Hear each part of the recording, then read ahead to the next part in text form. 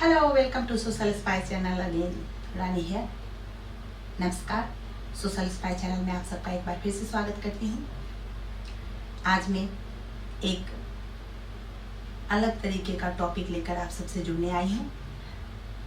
इस टॉपिक से आप सभी को अवगत होंगे, पर मुझे एक अलग अनुभव हुआ। सोशल वर्क के दरमियान मुझे एक बंदे ने कहा कि मैम, यहाँ पे कुछ लोगों ने हमारे ज़मीन पे कब्जा कर लिया है और वो SC/ST के लोग हैं और उन्होंने पहले हमारे ज़मीन पे छोटा सा बाउंड्री देके कुछ काम करना शुरू कर दिया और उसके बाद उस बाउंड्री पे एडवेस्टस डाल के उसमें जस्ट ऐसे ही रहने लगे। जब इनको पता चला तो ये वहाँ गए और इन्होंने कहा कि आप लोग, ये हमारी ज़मीन है, आप लोग इसमें अपना डेरा क्यों डाल रहे हो। तो उन्होंने कहा कि कोई बात नहीं, जब आप अपनी ज़मीन पे ना घर बनाओगे या इस पे काम शुरू करोगे तो हम चले जाएंगे। जो मैं करने जा रही थी, समझाने जा रही थी किसी को, वो था कि हमारे एंसेस्टर ने पहले कितना भेदभाव, रेसिज्म, कास्टिज्म किया, जो नहीं होना चाहिए और जो नहीं होना चाहिए था। लेकिन सोचने वाली बात है, जो हिस्ट्री में हमारे पूर्वजों ने किया, क्या हम वही हैं जो लोअर कास्ट के लोग आज वही अपर कास्ट के लोग के साथ कर रहे हैं?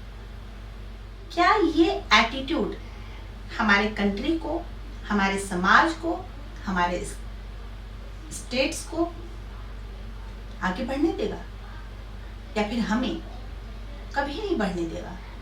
क्योंकि अगर वो ये सोचते हैं कि अपर कास्ट के लोग हमारे साथ पास्ट में जो बिहेवियर किए हैं और जो प्रॉब्लम्स क्रिएट किए हैं, या जैसा भेदभाव, रेसिज्म,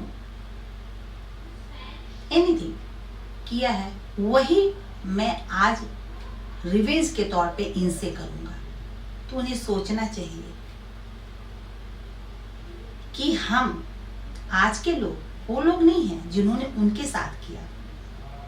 अगर ठीक यही बातें आगे जाकर अपर कास्ट के लोग इन फ्यूचर सोचे कि पास्ट में गरीबों ने या दलितों ने या फिर SC/ST के लोगों ने या लोअर कास्ट के लोगों ने हमारे साथ ऐसा किया था, अब हम बदला लेते हैं। तो क्या आप सोचते हैं कि ये बदले की भावना से कभी भी हम उबर पाएंगे? ये रिवेंजेटी के एटीट्यूड से हम कभी भी बाहर आ पाएंगे? नहीं, कभी नहीं। हमें सोचना चाहिए कि जिन्होंने हमारे साथ किया था वो ये नहीं है, लेकिन ये कोई नहीं सोचता। तभी हमारे में यूनिटी नहीं होती है, हम टुकड़ों में बटे होते हैं। और तो और हमारे संविधान के और हमारे नियम कानून के बहुत सारे नाजायज फायदे भी उठाए जाते हैं। जब कोटा में किसी को रिजर्वेशन दिया गया है तो वो छोटे जाति के हों या कोटा में आते हों, फीमेल हों, माइनर हों, SC/ST के हों,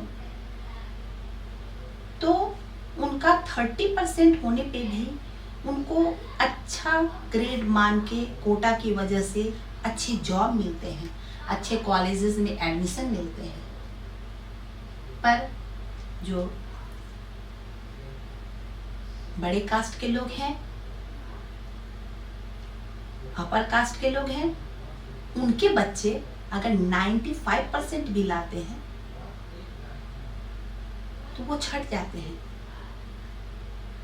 क्योंकि वो जगह कोटा वाले को मिल जाता है। तो क्या इससे हमारे कंट्री का प्रोग्रेस होगा? मैं ये नहीं कहती कि उनको नहीं मिलना चाहिए, उनको भी मिलना चाहिए।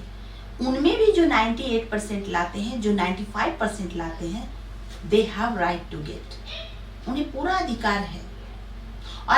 और जो अपर कास्ट में भी 30% लाते हैं, 50% लाते हैं, दे डोंट हैव राइट। उनको भी अच्छे नौकरी की और अच्छे स्टडी का अधिकार नहीं है।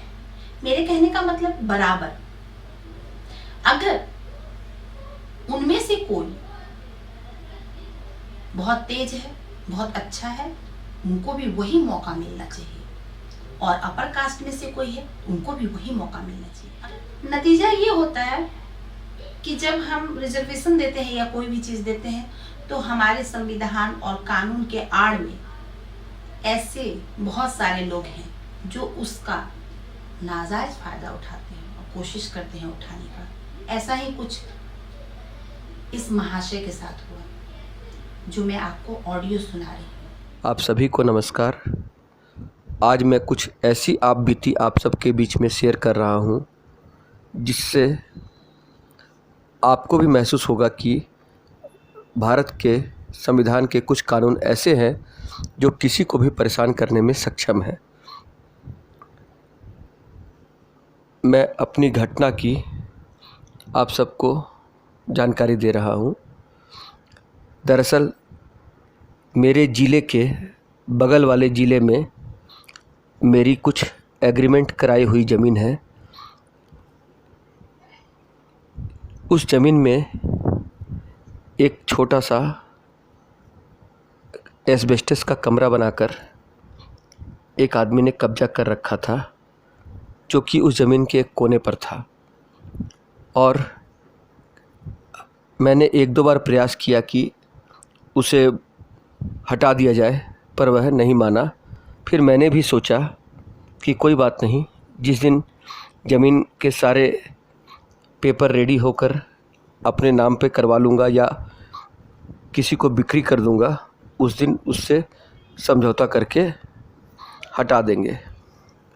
लेकिन अचानक मुझे फरवरी 2020 में पता चला कि वह उस छोटी सी झोपड़ी के बगल में एक बड़ा अवैध निर्माण करवाना चालू कर दिया है। जैसे ही मुझे सूचना मिली, मैं अपने एक साथी के साथ गाड़ी लेकर उस शहर पहुंचा और वहां देखा कि अवैध निर्माण हो रहा है। मैंने जब उनसे कहा कि यह ज़मीन मेरी है, इस पर आप पहले भी आपको मैंने कहा था कि आप अपना जो पहले का जो बना हुआ जगह है, इसको भी आप हटा लो, फिर आप ये निर्माण कैसे करवा रहे हैं? तो उन्होंने कहा कि मेरी जो मर्ज़ी होगी मैं करूँगा, आप कौन होते हो बीच में बोलने वाले? और इस तरह हमें धमकाने लगा।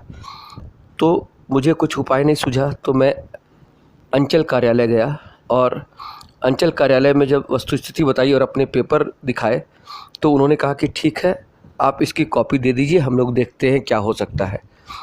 फिर मुझे लगा कि ये शायद अंचल कार्यालय से मामला नहीं निपटेगा। तो कुछ दिनों बाद मैंने पता किया कि वहाँ अवैध निर्माण कार्य उसी प्रकार जारी है। तो मैं आगे एसडीओ साहब के पास गया। एसडीओ साहब ने कहा कि आप एप्लीकेशन लिख दीजिए कि आपकी ज़मीन पर ऐसा ऐसा हो रहा है, तो हम उस पर धारा 144 लगाकर काम रुकवा देंगे। तो मैंने एप्लीकेशन भी दे दिया ताकि इस काम को रुकवाया जा सके। और उसके बाद मैं जब वापस अपने शहर आ गया, तो भी पता चला कि कुछ दिन तक काम चलता रहा और अचानक लॉकडाउन हो गया। मैंने सोचा चलो अब लॉकडाउन ख़त्म होगा तो फिर से एसडीओ साहब के यहाँ और अंचल अधिकारी के यहाँ न्याय की गुहार लगाऊंगा। पर उसी बीच उस क्षेत्र के थाने से मेरे पास फ़ोन आता है कि आपके विरुद्ध ST/SC यानी अनुसूचित जाति और अनुसूचित जनजाति थाना में केस किया गया है कि आपने एक व्यक्ति को अपने 20 आदमियों के साथ मिलकर उसके पूरे परिवार के साथ मारपीट की है और गाली गलौज किया है तथा नीची जाति के शब्द सूचक गालियां दी है, जिसके कारण उनका परिवार पूरी तरह भयभीत है। और साथ ही इसकी सफाई देने के लिए मुझे वहाँ बुलाया गया। अब चूँकि इस घटना में जो तारीख दी गई थी उस तारीख को मैं वहाँ गया ही नहीं था और उसके 25 दिन बाद लॉकडाउन पीरियड में इस घटना का सनहा दर्ज होकर के केस हुआ, जिसमें और भी कुछ लोगों के नाम थे और सारा इल्ज़ाम इस तरह लगाया गया था कि हमने कुछ वहाँ जाकर बहुत बड़ा कांड कर दिया हो और उन्हें जाति सूचक गालियाँ दी हो। भारत के कानून के हिसाब से अगर किसी हरिजन या नीच जाति के व्यक्ति को जाति सूचक गाली दे दी जाए तो गैर जमानतीय धारा लगती है और सीधा अरेस्ट कर लिया जाता है। अब जो इन्वेस्टिगेशन ऑफिसर है उसके हाथ में था कि वह अगर मान लेगा तो हमें अरेस्ट कर लेगा और अगर नहीं मानेगा तो हम बच जाएंगे। और आप भी जानते हैं कि ऐसे केस में हमें सही सिद्ध होने के लिए उस पुलिस अफसर से किस तरह के समझौते करने पड़ सकते हैं और क्या क्या सेवा करनी पड़ सकती है। अब मामला कोर्ट में है और हमें लगातार बुलाया जा रहा है और पास नहीं मिल पाने के कारण हम दूसरे शहर में नहीं जा पा रहे हैं। लेकिन बहुत बड़ी विडंबना है कि हमारे देश में ऐसा कानून है, कोई किसी पर भी केस करके उसे इस तरह से फंसा सकता है और मजबूरी में कहीं न कहीं हमें दोहन का शिकार होना पड़ता है। आप सबसे आग्रह है कि ऐसे कानूनों का सख्त विरोध करें और लोगों को बचाने का प्रयास करें। धन्यवाद। अब समझने वाली बात ये है, इसमें कानून की हालत देखिए, आप पुलिस की हालत देखिए, एसडीओ ऑफिस की हालत देखिए, हमारे कॉन्स्टिट्यूशन की हालत देखिए, लॉ एंड ऑर्डर की हालत देखिए। क्या कह रहे हैं ये? हर जगह वही बातें, इनकी खुद की जमीन को छुड़ाने के लिए क्या क्या पापड़ बेलना पड़ा और पड़ रहा है। किसी ने इनको कहा कि अब तो वो लोग उस पे अपना घर बनाने लगे हैं और जमीन को अपने लिए कब्जा करने लगे हैं, तो ये घबरा गए। और उसके बाद कोरोना का प्रॉब्लम चल रहा था तो ये गए वहां पे और उन लोगों से बोले। वो लोग साफ मुकर गए, बोले कि हु यू आर, आप हो कौन बोलने वाले। जिसकी जमीन है उसी से पूछा जा रहा है उनके द्वारा कि आप हो कौन बोलने वाले। उसके बाद जब इन्होंने कहा तो उन लोगों ने हमारे संविधान का, अपने रिजर्वेशन का, या यूं कहिए जो भी अपनी फैसिलिटी का जो गवर्नमेंट ने इनको दिया है या कुछ भी इनके हेल्प के लिए, उसका नाजायज फायदा उठाते हुए इन्होंने कहा कि इन लोगों ने हमें, जिनकी जमीन है जिस महाशय की, इन लोगों ने हमें दलित और अनुसूचित जाति कह के एब्यूज किया है, नीचा दिखाया है, गाली दी है, जो कि एक अपराध है। और ठीक है, कोई अगर लोअर कास्ट का है तो आपको कोई राइट नहीं है बोलने का, लेकिन अब ये लोग इस आड़ में इसी एक बात को भुनाना शुरू कर दिए। हमारे सामने एक घटना और आई थी ऐसी, अपने ही फ्लैट को छुड़ाने के लिए इतने सारे पापड़ बेलने पड़े उस बंदे को कि वो बेचने को राजी हो गया उस फ्लैट को। उसके बाद इतना भी नहीं हो पाता है तो ये लोग ये हथकंडा अपना लेते हैं। तो मेरे कहने का मतलब है, ऐसा क्यों? सोच बदलनी चाहिए। हम एक हैं। ये भेदभाव ये रिवेंजेटिक एटीट्यूड, ये नाजायज फायदा उठाना, ये सारी बातें नहीं होनी चाहिए। सोचिए जरा इस पे और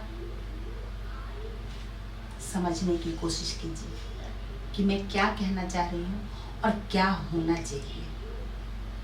क्या ऐसा नहीं हम कर सकते कि हम सारे मिल के एक अलग समाज का निर्माण करें जिसमें कोई भेदभाव, रिवेंजेटिक एटीट्यूड, ऊंच नीच, जात पात, अमीर गरीब कोई चीज़ नहीं होनी चाहिए। एटलीस्ट इंसानियत के लिए तो इन सबको दूर रखना चाहिए। आखिर हम इंसान हैं, लेकिन इंसानियत को भूल चुके हैं। तो आज के वीडियो में बस इतना ही। हेल्प करनी चाहती हूँ और अलग अलग एक्सपीरियंस भी होता है। अगर आपके साथ कोई ऐसा एक्सपीरियंस है और समाज में किसी घटना को आपने अपनी आंखों से देखा है, अनुभव किया है, या आपकी कोई अपनी आप बीती है, तो आप भी वीडियो बना के हमें भेजें। अगर वीडियो नहीं बनाना चाहते हैं, अपना नाम नहीं बताना चाहते हैं, जगह नहीं बताना चाहते, तो कोई बात नहीं, आप ऑडियो बना के भेजें। और जाते जाते एक बात और कहना चाहूँगी कि आप हमारे चैनल को ज़रूर से ज़रूर सब्सक्राइब करें और बेल आइकन क्लिक करना ना भूलें, और ज़्यादा से ज़्यादा चैनल को लोगों से शेयर करें। साथ के साथ वीडियोस पे लाइक्स और कमेंट्स भी ज़रूर करें, लेकिन कमेंट में अपना ओपिनियन भी लिखें। And thanks for watching.